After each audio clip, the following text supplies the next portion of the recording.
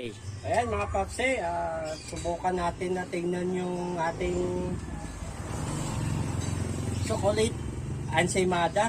Dito nyo lang yan mabibili sa aming bakery, ang chocolate ensaymada. So kung nakatikim na kayo yan o wala pa, dito nyo lang matitikman yan. Kaya dito kayo pumunta at bumili. Matitikman nyo dito ang chocolate ensaymada. Yeah. Ayan, pwede na nga to, luto na.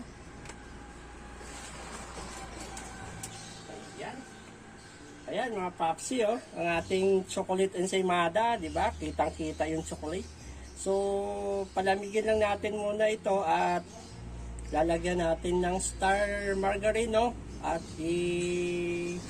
lagyan na rin natin ng konting asukal. Yan, ang ating chocolate ensaymada. Ayan mga papsi, masarap ito.